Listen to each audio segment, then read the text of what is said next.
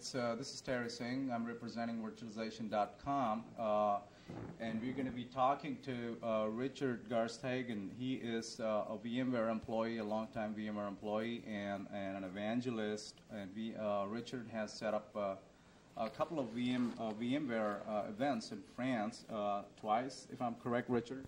Yeah, we've done it actually a few times in France now. This is the first VMWorld Europe that we're organizing, but for technical people, we have been running 5 times VMware TSX, which was purely for technical. So now we expand with like the American model, that we open it up for everyone.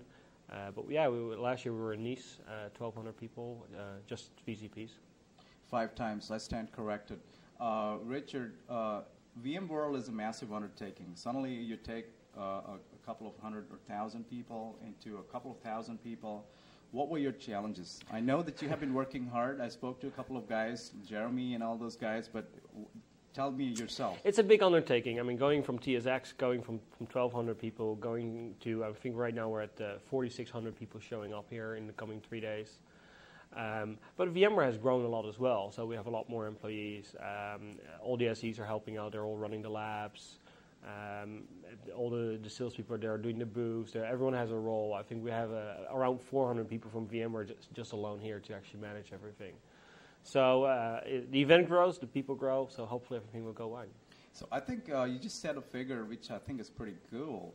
4,600. Yep. We were expecting 4,000. That was an estimate. Yeah. So I mean, our original planning was 3,000. That went up to 4,000. We ended up with 4,600 people.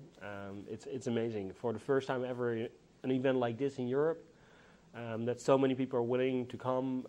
People willing to pay their travel and expenses and all that kind of stuff to pay to come to the event. It shows how virtualization is alive in the market. Absolutely. I think it's not just that. I think virtualization, obviously, like you said, in the data center, it's there in the heart of the data center, every data center. But I think the VMworld is also a place where people come to meet and to network, and they're obviously... Yeah, absolutely. I'm not sure if you have already been down to, but we have 96 solution sponsors here present. The entire virtualization industry is here, not just... the partners of VMware, but I mean the competitors are here as well. Microsoft is here, Citrix is here, SWSoft is here. Downstairs we have a big village, 96 different companies showing their solutions for virtualization. Excellent. But like you said, 4,600, so I think my question is not going to be relevant. What I wanted to ask was the price a little too high? But I guess that question kind of answered itself. Wait until you've had the food, and the price is all worth it. All right. But I just saw that you're improvising very well. Like I was in a hotel far away from Cannes, and I didn't know how to come to the festival, and suddenly there was a bus standing up there, and there was a rain. So I think, given the fact that you have so many people coming to the VMworld, I think that there's a lot of proactive work going on the sidelines. How much is that work for you? Are you doing it alone? Or I know that I heard from John Troyer that Andy and Eric and a couple of other guys. Yeah, so we have every single department in the company is putting their effort into for VMworld. People from IT ops that normally manage our server environments, they are great help for the labs. I said the SEs that normally go to customers and that kind of stuff, they're running all the labs. All the consultants are helping out, making sure we have technical staff. Everyone is doing something. I mean, our marketing people, they're running the VMware shop. We have a big shop downstairs where people can buy books and that kind of stuff, and shirts and all kinds of goodies.